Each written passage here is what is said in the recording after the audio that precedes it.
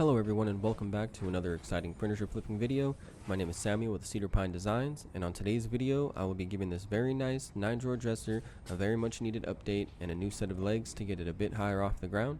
With that said, let's jump right into it and get our hands dirty. As I like to do with any project I start, I remove all the drawers and number them so that the order that they were taken out in is the same order that they get put back in when the project is all done.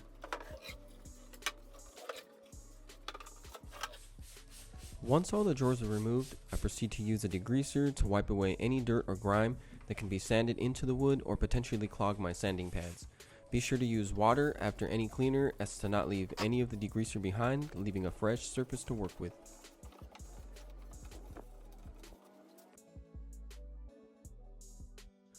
I'm going to be painting the body of this dresser, so a light scuff sand with 150 grit sandpaper is enough to give the paint an abrasive surface to adhere to and create a stronger bond that's a lot more durable.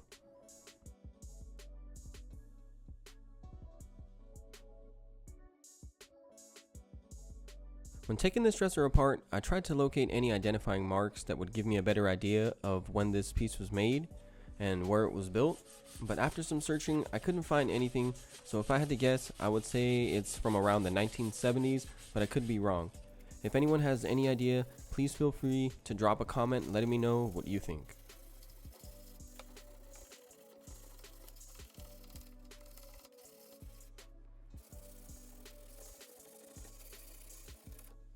Once sanding is complete, it's a good idea to wipe down all the dust with water to ensure that nothing is left behind, as a dry wipe alone may have a small impact when applying your primer.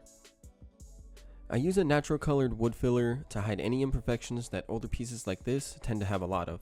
Be sure to take your time because the most important part of a project is in the prep work and will pay off in the end. Having to go back and strip things down and redo them is never fun and can turn a quick flip into a serious time-consuming project.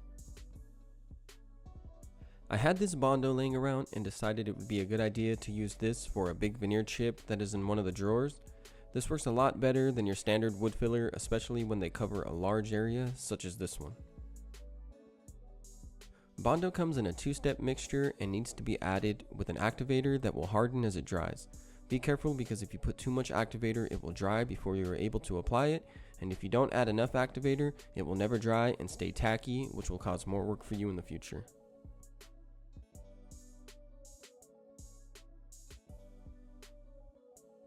I layer the filler on just thick enough to stand taller than the face of the drawer so that when I sand it down, I can match the height and not have to apply a second coat, costing me more time.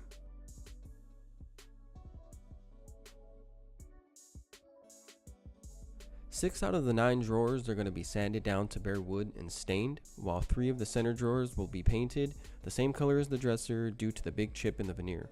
Also, I like the look it gives, creating some very nice contrast between the bigger drawers. To remove the old finish, I start with 80 grit sandpaper, followed up by 150, and then finish up with 220 grit, that way you get a very smooth surface. But do be careful if you're dealing with veneer like I am, not to sand right through it, and try to avoid the edges, coming back to touch those up by hand. Before staining the wood, I like to apply a wood conditioner. This one is made by Verathane, it is oil based, and you can apply the stain immediately after. Be sure not to let the conditioner dry fully, as the wood will no longer soak up stain and the wood grain will be sealed.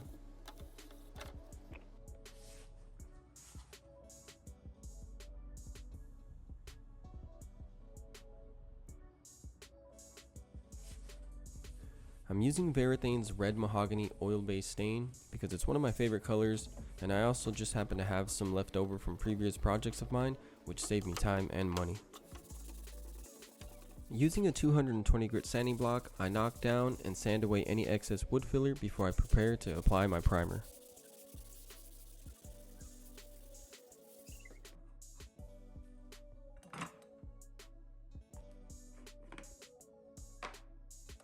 I'm using an HVLP spray gun with Kills 123 primer mixed with water.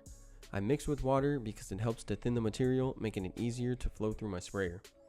You also get a very smooth and fine finish using this method, but don't think you need this setup to get a nice flat surface.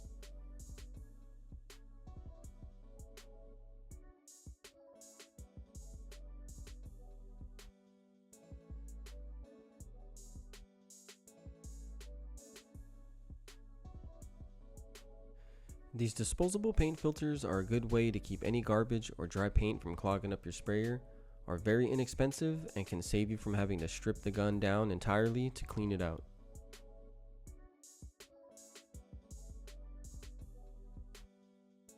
I applied 2 layers of primer, starting off with a thinner coat, followed up by some light scuff sanding using 220 grit sandpaper before I go and apply my second thicker coat of primer.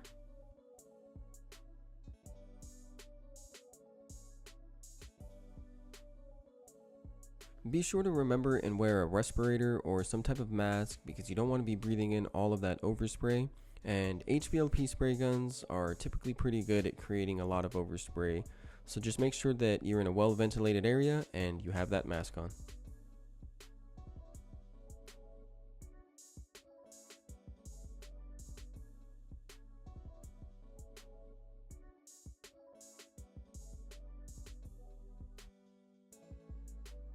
Use 220 grit sandpaper to smooth out the first coat of primer. The more you sand and prep, the better results you'll have in the end, and just try not to rush through these steps no matter how tedious it may seem.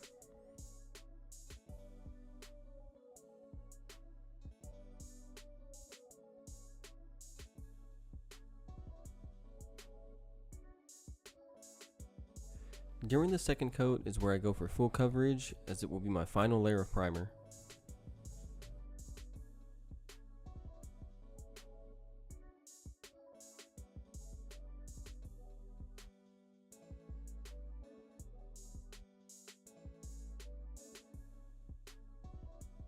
I'm using Bare Premium Latex paint in a dark Everglade color. Same steps as the primer, I use water to thin it out for my sprayer to make it easier to lay all the paint out.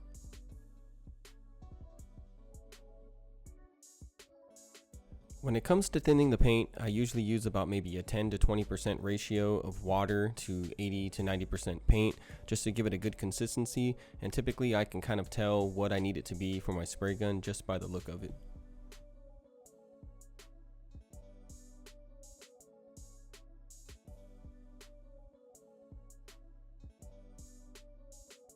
After applying the first coat, I noticed it was a lot lighter than it looked on the color sample card, but decided to wait for it to dry to see if it would darken up a bit.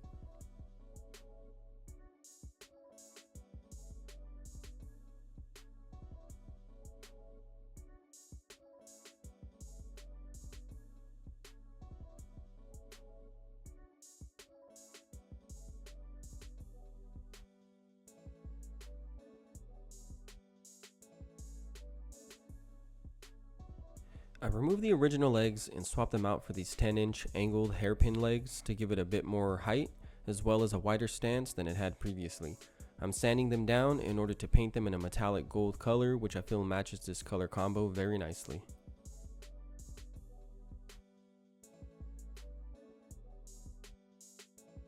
When using paint in a spray can, use thin coats so that you don't cause any drips or runs to form, and it also helps to dry faster and dry stronger when it's layered.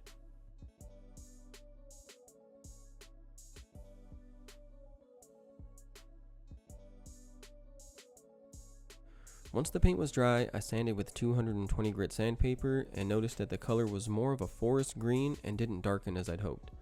But I went ahead anyway and sprayed a second coat to see if it would get any darker than it already was.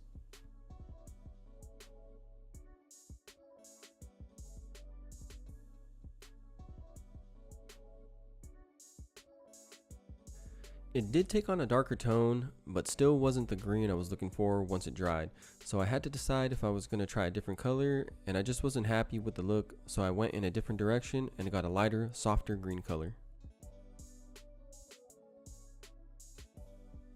After a quick sanding, I used the new paint, and I have to say, I was much more happier with the tone of this green and how it complemented the wood and gold legs.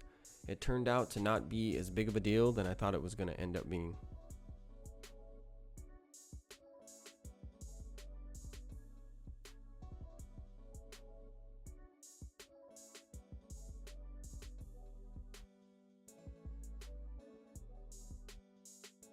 To give the wood grain a deeper, richer color, I use SC Johnson's paste wax. You can use a brush or a rag to rub the wax into the wood, and the directions suggest to let it dry to a haze and then using a lint-free towel, remove any excess left behind.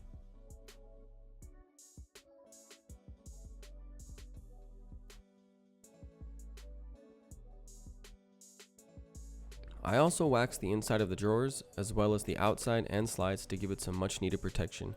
Waxing the slides gives it some help with how smooth the drawers will open and close smoothly.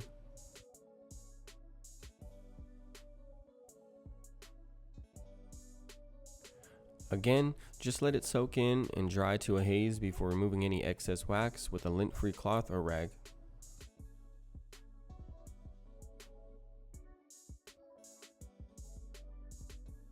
Here you will see me flipping the dresser on its back, and that's so I could remove the legs because I decided I wanted to add some gold hairpin legs to give it more of an elegant look as well as give the dresser a bit more height.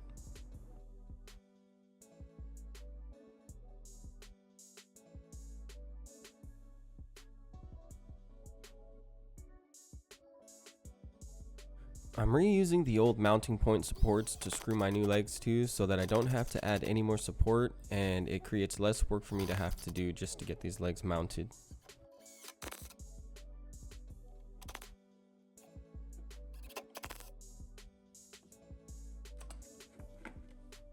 The final step for this piece is to apply 2 to 3 coats of polyurethane for added protection and ease of cleaning. I'm using my favorite top coat made by Verathane in a satin finish, and I really like how it gives it just enough sheen without over glossing it.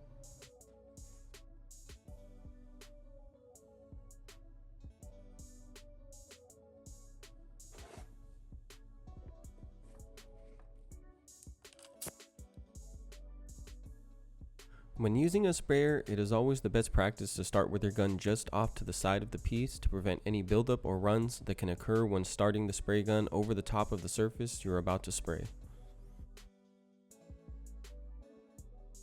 To prevent clouding or streaking over dark colors, it's a very good idea to tint your top coat with the same color used to paint your piece. I give each coat a light scuff sand with a 400 grit sandpaper to give it a nice smooth finish, as well as give each coat a good surface to adhere to, and that creates a stronger bond between each application. After the top coat has some time to dry, I reinstall all of the drawers, and we can now see the final product and what it looked like when we first started this project.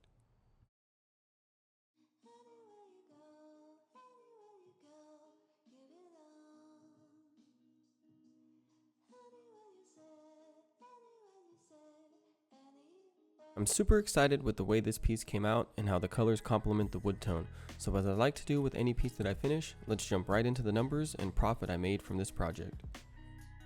I started off by purchasing this dresser for $50 from Craigslist. I then purchased the new legs for $25 shipped from Amazon. I paid $20 for the paint and have about 8 hours of total labor into this piece. I then delivered the piece to a customer about an hour away from where I lived. So I added another $30 for gas, putting me at a total investment of $125. I charged $575 in total, and that left me with a profit of $450, or around $56 an hour. As always, I want to thank each and every one of you who stuck with me to the end on this beautiful transformation, and I can't wait to see you on my next project.